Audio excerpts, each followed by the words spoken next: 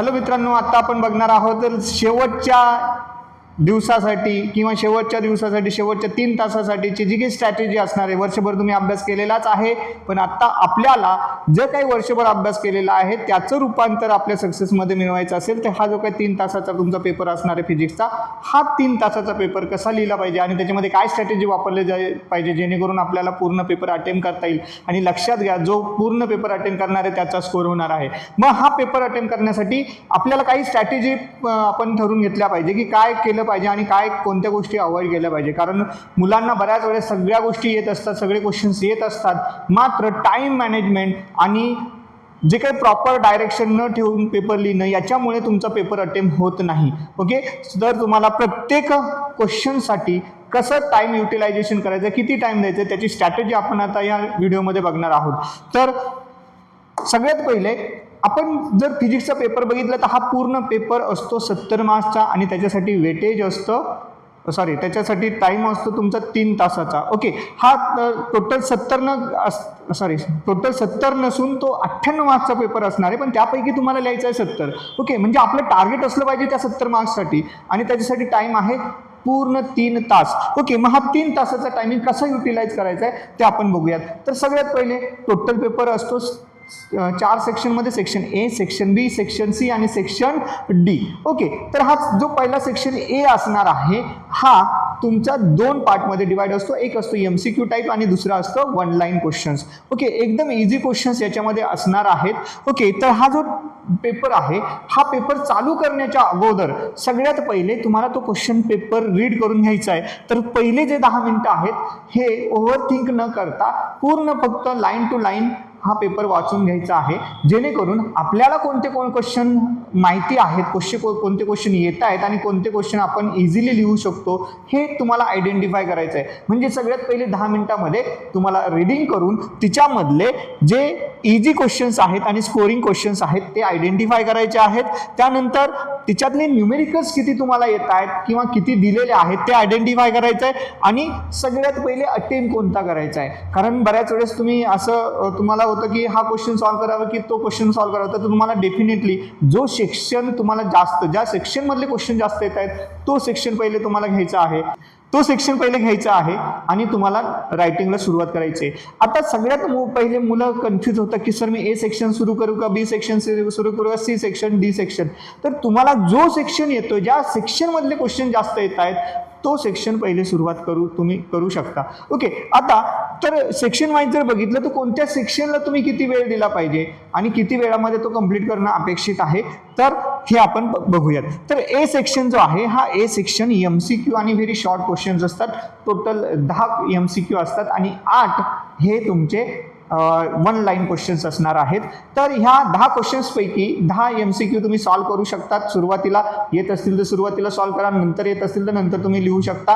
आणि 8 क्वेश्चन्स हे तुमचे 1 लाईन असणार आहेत, म्हणजे हा 18 मार्क्सचा सेक्शन ए असणार आहे. ओके, त्यानंतर तुमचा हा जो ए सेक्शन असेल तर कोणताही ए सेक्शन मधला कोणताही क्वेश्चन सॉल्व्ह करत असताना काळजी एक घ्यायची आहे की तुम्ही 30 सेकंड 40 सेकंडच्या वरती त्याला वेळ लावायचा नाही एका क्वेश्चनसाठी. म्हणजे क्वेश्चन ए मधला एक क्वेश्चन सॉल्व्ह करायचा असेल तर 30 ते 40 सेकंडच्या वरती तुम्ही वेळ घेता कामा नाही.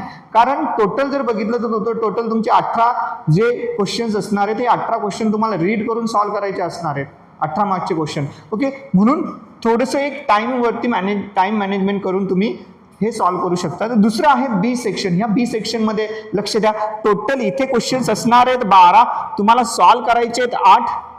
ओके, 12 पैकी 8 क्वेश्चन सॉल्व्ह करायचे आहेत. ह्या 8 पैकी बघा, ह्या 12 पैकी डिस्ट्रीब्युशन कसं असतं तर 12 पैकी तुमचे 5 हे न्यूमेरिकल्स असतात, 5 न्यूमेरिकल्स असणार आहेत आणि उरलेले हे तुमचे थिअरी क्वेश्चन्स असतील.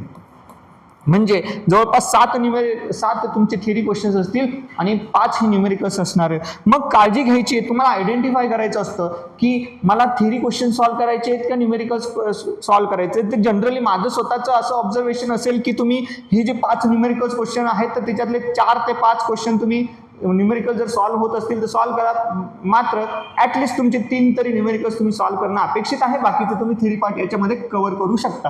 तुम्ही ज्यावेळेस थिअरी पार्ट जास्त कव्हर करण्याचा प्रयत्न करता त्यावेळेस तुमचं टाईम हा तुम्हाला जास्त लागतो आणि पुढे पेपरला टाईम कमी पडतो. म्हणून माझं पर्सनली ओपिनियन असं असेल की तुम्ही 5 मार्क्सचे 5 जे न्यूमेरिकल्स आहेत तर त्यापैकी मिनिमम 3 न्यूमेरिकल्स तरी तुम्ही सॉल्व करणं अपेक्षित आहे आणि उरलेले तुम्ही थेरी क्वेश्चन्स सॉल्व करू शकता. न्यूमेरिकल्स जर येत असतील तरच, जर त्याला वेळ लागत असेल, तुम्हाला येत नसेल तर त्याला स्किप करा आणि मग थेरी तुम्ही पार्ट सॉल्व करू शकता. म्हणजे तुम्हाला 12 क्वेश्चन्स आहेत आणि सॉल्व करायचे आहेत 8. ओके, इथे तुम्ही साधारणपणे 35 ते 40 मिनिट इथं देऊ शकता. पहिल्या सेक्शनला तुम्ही 20 मिनिटं देत आहेत, इथं तुम्ही 35 ते 40 मिनिटं देत आहेत. पुढे सेक्शन सी मध्ये पण सेम केस असते. तुमच्याकडे 12 क्वेश्चन्स असतात. ह्या 12 पैकी तुम्हाला हे 8 सॉल्व करायचे असतात. ह्या 8 पैकी तुमच्याकडे 12 पैकी 5 हे न्यूमेरिकल्स आणि 7 हे थेरी असणार आहे. म्हणजे तुमच्याकडे परत इथं ऑप्शन आहेत न्यूमेरिकल सॉल्व करायचे की थेरी क्वेश्चन सॉल्व करायचे. मी प्रत्येक वेळेस सांगत असतो विद्यार्थ्यांना की ज्यांचं न्यूमेरिकल्सवरती कमांड असतील त्या मुलांनी न्यूमेरिकल्सकडे शक्यतो जाणं अपेक्षित आहे. कारण न्यूमेरिकल सॉल्व करण्यासाठी तुमचा वेळ कमी लागतो आणि प्लस याच्यामध्ये सगळ्यात मेन म्हणजे तुमचे मार्क्स कमी होण्याचे चान्सेस कमी असतात. म्हणजे जे हुशार विद्यार्थी आहेत ज्यांना स्कोअर करायचा आहे 70 पैकी 70 मार्क्सचा तुम्हाला जर पेपर अटेम्प्ट करायचा असेल आणि 70 पैकी 70 मार्क्स मिळवायचे असेल तर तुम्ही न्यूमेरिकल्सकडे जास्त फोकस करा. कारण न्यूमेरिकल्सवरती जर कमांड असेल, न्यूमेरिकल्स बरोबर आले तर तुमचं इथे स्कोरिंग वाढण्याचे चान्सेस असतात. थेरी पार्टमध्ये तुमचे थोडेसे मार्क्स कट होऊ शकतात, मात्र न्यूमेरिकल्समध्ये जास्त चान्सेस मार्क्स कट करण्याचे नसतात. म्हणून तुम्ही इथं जर तुम्हाला येत असतील तर 5 पैकी 5 सॉल्व करा, पण ॲटलिस्ट तुम्ही 3 इथं पण न्यूमेरिकल सॉल्व करणं अपेक्षित आहे. आता हा जो क्वेश्चन आहे सी सेक्शन आहे, याच्यामध्ये नंबर ऑफ क्वेश्चन सेम आहे पण वेटेजचा डिफरन्स आहे. इथला क्वेश्चन जो असतो हा 3 मार्क्सला आहे, इथला क्वेश्चन 2 मार्क्सला आहे. ओके, मग इथं तुम्हाला थोडासा जास्त वेळ लागू शकतो. इथं 35 ते 40 मिनिटं लागत आहेत. इथं 55 ते 60 मिनिटामध्ये तुम्हाला हा म्हणजे 1 तासापर्यंत तुम्ही हा सी सेक्शन सॉल्व करण्यासाठी घेतला तरी चालणार आहे. मात्र त्याच्यापेक्षा जास्त तुम्हाला वेळ घ्यायचा नाहीये. ओके, हे करत असताना तुम्हाला काळजी घ्यायची की तुमची ॲक्युरेसी कुठे चुकणं कमी होणार नाहीये. ओके, न्यूमेरिकल्स 100% येत असतील तरच तुम्ही न्यूमेरिकल्सकडे जा. अदरवाईज थेरी जर तुम्हाला येत असतील तर थेरी क्वेश्चन्स लिहिले तरी तुम्ही चालतील. पण मिनिमम माझं पर्सनली ओपिनियन असं असेल की तुम्ही 3 कमीत कमी न्यूमेरिकल सॉल्व करणं अपेक्षित आहे, जेणेकरून तुमचा टाईम वाचणार आहे आणि तो वाचलेला टाईम तुम्ही पुढचे जे क्वेश्चन्स आहेत ते सॉल्व करण्यासाठी युटिलाइज करू शकता. ओके, त्यानंतर पुढचा जो डी सेक्शन आहे, डी सेक्शन जो तुमचा प्रत्येक क्वेश्चन 4 मार्क्सला विचारला जातो तो वाला क्वेश्चन. आता याच्यामध्ये टोटल क्वेश्चन्स असतात 5 क्वेश्चन्स आहेत. ह्या 5 क्वेश्चन्स पैकी तुम्हाला सॉल्व करायचे आहेत 3. ओके, पण ह्या 5 क्वेश्चन मध्ये तुम्ही जर अरेंजमेंट बघितली असेल तर ह्या 5 पैकी 2 क्वेश्चन हे कंपल्सरी डेरिव्हेशन्स बेस असतात, त्याच्यामध्ये थेरी पार्ट नसतो. ओके, म्हणजे 2 क्वेश्चन्स हे तुमची थेरी असणारे प्युअर थेरी आणि उरलेले जे 3 क्वेश्चन्स असतील हे पार्शियली याच्यामध्ये न्यूमेरिकल्स विचारले जातात. काही पार्ट थेरीचा असतो, म्हणजे पहिला पार्ट थेरीचा असेल आणि दुसरा पार्ट हा तुमचा न्यूमेरिकल्सचा असतो. ओके, सो असे तुम्हाला 5 पैकी 3 क्वेश्चन हे 2 क्वेश्चन हे प्युअर थेरी असतील आणि 3 क्वेश्चन मात्र न्यूमेरिकल बेस. मी इथे पण तुम्हाला स्ट्रॅटेजी सांगेन की हे 2 क्वेश्चन तुम्हाला येत असतील तर दोन्ही क्वेश्चन सॉल्व करा, किंवा याच्यामध्ये हे जर तुम्हाला सॉल्व करता येत असतील तर हे सॉल्व करू शकता. माझा प्रेफरन्स असा असेल की तुम्ही न्यूमेरिकल्सवरती न्यूमेरिकल बेस्ड जे क्वेश्चन्स असतील ते तुम्ही सॉल्व करणं अपेक्षित आहे.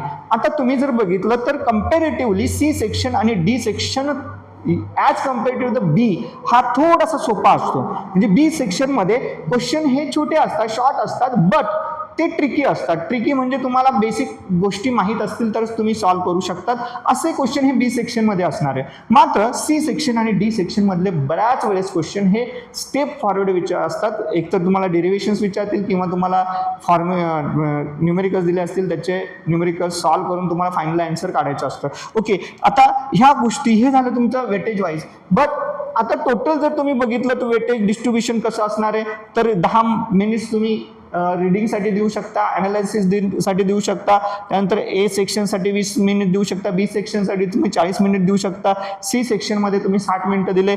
त्यानंतर डी सेक्शन जे तुमचे तुम्हाला 3 क्वेश्चन सॉल्व करायचे आहेत, त्या 3 क्वेश्चनसाठी तुम्ही 40 मिनिटं इथं दिले, तर तरी तुमचे 10 मार्क्स हे 10 मिनिट्स हे उरणार आहेत. हे 10 मिनिट्स तुम्ही जे लिहिलेलं आहे त्या गोष्टी तुम्हाला चेक करायचे, क्रॉस रिव्हिजन करून चेक करायचे की तुमचे हे बरोबर आहेत का, किंवा कुठे तुम्ही 5 क्वेश्चन सांगितलेले आहेत आणि तुमच्याकडून चुकून एखादा 4च झालेत का, एखादा मिस झालाय का, हे तुम्हाला चेक करायचं आहे. आणि सगळ्यात मेन म्हणजे स्ट्रॅटेजी. थिअरी पार्ट लिहित असताना काळजी घ्यायची, थिअरी पार्ट लिहित असताना जर लॉ असेल तर प्रॉपर लॉ लिहा, त्याला अंडरलाईन करा. जे प्रत्येक कन्सेप्टमध्ये एखादी डेफिनेशन लिहित असतो तर त्या डेफिनेशनमध्ये एक कीवर्ड असतो, त्या कीवर्डला हायलाईट करण्याचा प्रयत्न करा. ओके. आणि डेरिव्हेशन्स असेल तर डेरिव्हेशन ज्या प्रिन्सिपलवरती आहे ते प्रिन्सिपल लिहिणं तुमचं अपेक्षित आहे. आणि तिथं तुम्हाला स्टेप, सर्व ज्या इम्पॉर्टंट स्टेप आहेत ह्या इम्पॉर्टंट स्टेप तुमच्या येणं अपेक्षित आहे. थेअरी क्वेश्चनमध्ये डायग्राम जिथं असणार आहे तिथं नीट डायग्राम काढायची, पण डायग्राम काढताना काळजी घ्यायची की त्याच्यामध्ये जास्त वेळ जाणार नाही. बऱ्याच वेळेस तुमचा 2 मार्क्सचा क्वेश्चन असतो आणि तुम्ही 10 मिनिट नुसतं डायग्राम काढत बसतात, तर तेच करायचं नाही आहे, ते अवॉइड करायचं आहे. ओके. तुम्ही जर ही स्ट्रॅटेजी वापरली तर तुमच्याकडे पूर्ण पेपर अटेंड करून सुद्धा तुम्हाला इथं हे 10 मिनिटं उरतात, इथे 10 मिनिटं, म्हणजे जवळपास 20 मिनिटं तुमच्याकडे प्रॉपर उरू शकतात. ओके. कधी कधी मुलांचा लवकर पेपर लिहून होतो, तर अशा वेळेस तुम्हाला जर मधले काही क्वेश्चन्स येत असतील तर ते क्वेश्चन्स तुम्ही सॉल्व्ह करू शकता. ओके. तर या पद्धतीने तुम्ही बोर्डचा पेपर ह्या स्ट्रॅटेजीने तुम्ही जर सॉल्व्ह केला तर 101% तुम्ही 100% पेपर अटेंड करू शकता आणि चांगले मार्क्स मिळवू शकता.